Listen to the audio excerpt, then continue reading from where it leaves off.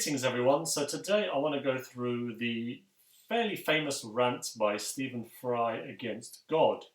It isn't a new rant, he did it some time ago, a few years ago actually, but I want to kind of really go through each thing that he says and just analyse it in a bit more detail because it's quite well known, people were quite surprised by it. So basically Stephen Fry a few years ago was on an Irish programme, and the presenter, I think he does this with all the people he invites on.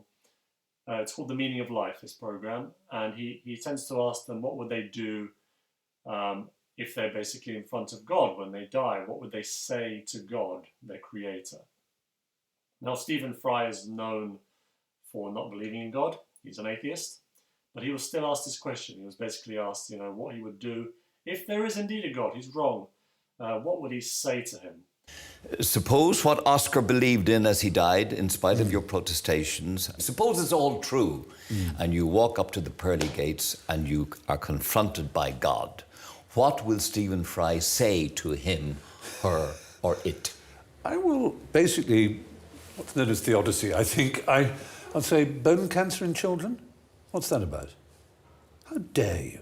How dare you create a world in which there is such misery that is not our fault? It's not right. It's utterly, utterly evil. Why should I respect a capricious, mean-minded, stupid God who creates a world which is so full of injustice and pain? So already, as you can see, very accusatory. How dare you do this?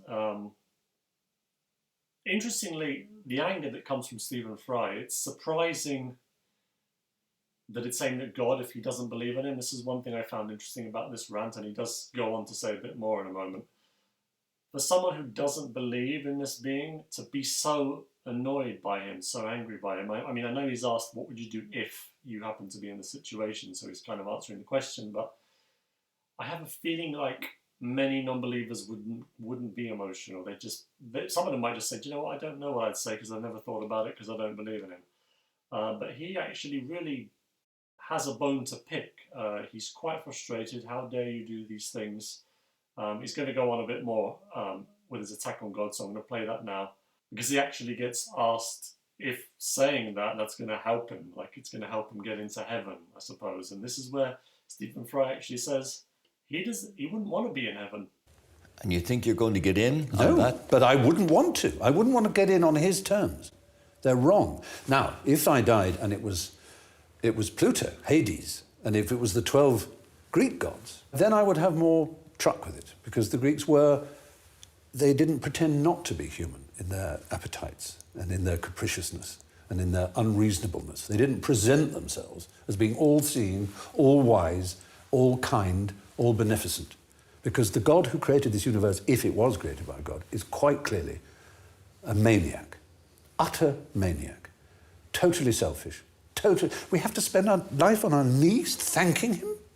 What kind of God would do that? Yes, the world is very splendid, but it also has in it insects whose whole life cycle is to burrow into the eyes of children and make them blind. They eat outwards from the eyes. Why? Why did you do that to us?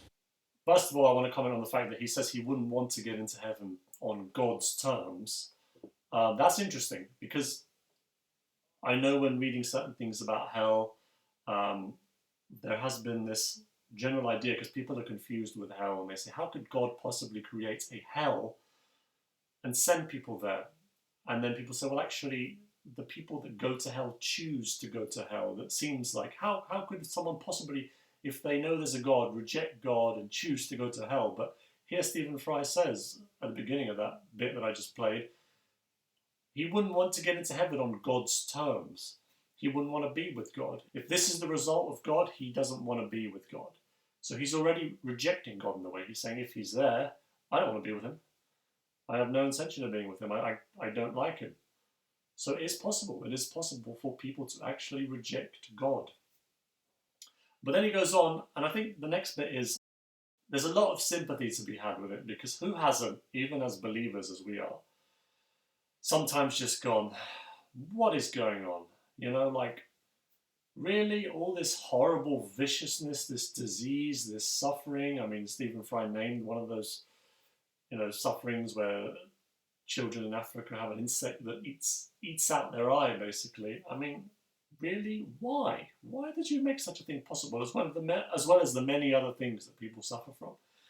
So the why questions I get, and believe you me, us believers have a lot of why questions. We might believe, like I believe, but I still have loads of questions. Doesn't mean there are plenty of things I don't understand. So that part I do understand, the why question.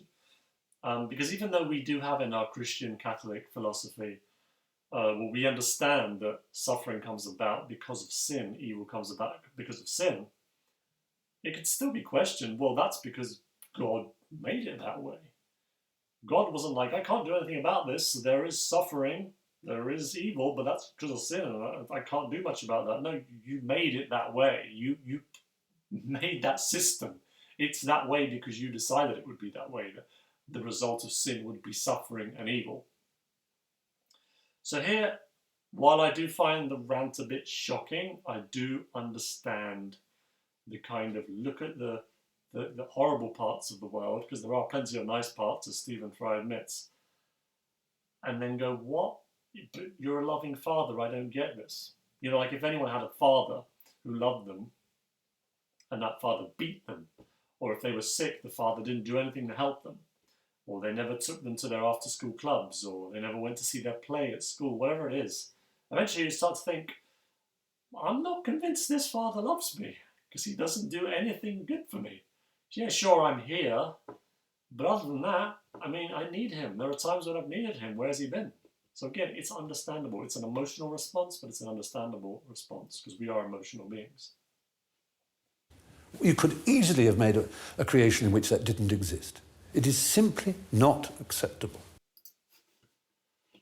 And this is something that we humans are also prone to do, and it does seem very arrogant of us to do. And I'm not going to just say Stephen Fry is like this, because I think a lot of us, and even I, have been like this when he says, you could have made things better.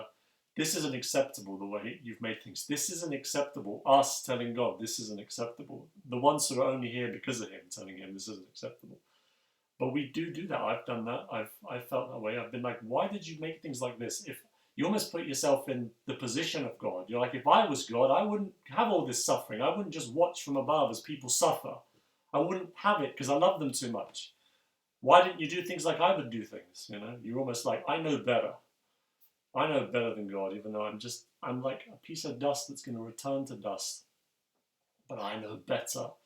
But it's quite easy to fall into that position when you look around you and you see so much horror and suffering and evil. So, you know, atheism is not just about not believing there's a God, but on the assumption that there is one. What kind of God is he? It's perfectly apparent that he is monstrous, utterly monstrous, and deserves no respect whatsoever. The moment you banish him, your life becomes simpler, purer, cleaner, more worth living.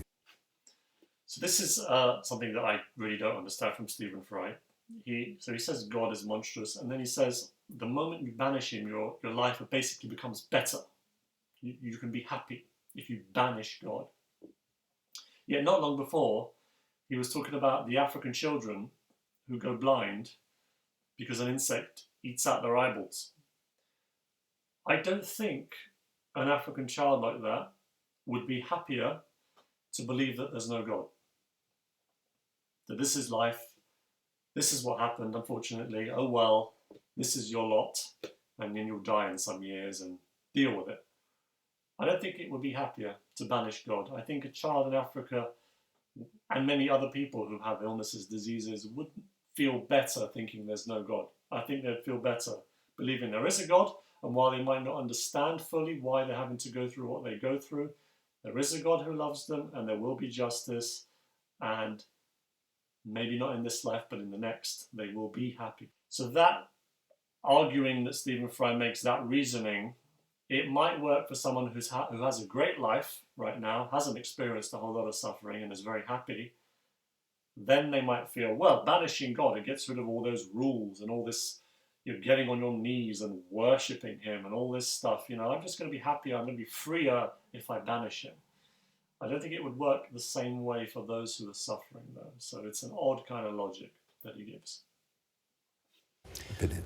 That sure is the longest answer to that question that I ever got in this entire series. And there we go. That's pretty much where the interview ends. So it isn't an easy rant to watch, to be honest, because he does really attack God and call him all kinds of things, say he's stupid, he's monstrous. Part of me, though, when I watch it, I feel the emotion that he has, and he's basing a lot of it on the horrible things that go on in the world, basically. That is the main argument he has against God, I think. He's not really giving his reasons as to why he thinks God doesn't exist in this video. I understand that. He's just saying what he would say to him.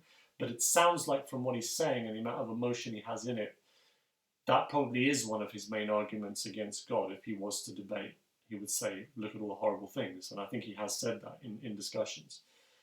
What do you say about it? It's from the emotional side, it makes sense to be upset and to be angry. So I get the anger as to why all the suffering. Why did you make us? Did you just make us so we would worship you all day long because you have such an ego? I don't get the side of how it's freeing, though. I don't think it's freeing. I think a lot of atheists, when they're honest, and when you ask them, and even here Stephen Fry would say the same, when you ask them, okay, so you don't believe in God, would you like there to be a God? They say no, when they're honest. So they give the game away a little bit, because atheists often like to say, well, you believers, you believe in God because you want there to be a God. It makes you feel better. Atheists do that. They don't believe in God because it makes them feel better there's no God. They would rather there be no God. And when they're asked if they'd like there to be God, they say no. And Stephen Fry has said no, and others have said no. So you're not dealing with a completely neutral person who's explored the avenues as far as they can. They don't have a stake in this, and they just decide, you know what, I've looked into it, I don't think there's a God. Most atheists, particularly the ones that will debate you and argue with you, don't want there to be a God. I know atheists like that as well. I say, but okay, so you don't believe, but would you prefer it if there was a God who was, who was up there and he would judge us and he's like full of justice and love? And they actually say no. They say no. They don't want there to be. They think that whole idea is weird. It creeps them out. They don't like the idea that there's someone watching us and watching what we do. They think the whole thing is strange. Watching that back again, I feel a little bit more sympathy to him. When I saw it the first time, I thought it was horrendous. I just thought, good grief, he's just attacking God and this is horrible to listen to. But I get it with the suffering. I really do, because we see the suffering around us. We've experienced it sometimes as well. I'm experiencing some. And it's not nice. And it does make you question and say, well, I don't get it, And particularly if you pray and you feel like still that doesn't change anything.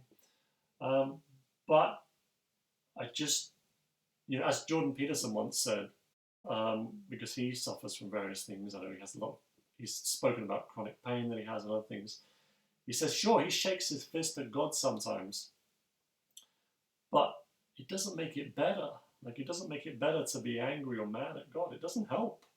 And it doesn't help to not believe in him either, honestly. Like Stephen Fry suggests, if you just banish God and get rid of him, you'll be far happier. Not necessarily. Not if you're suffering, you won't.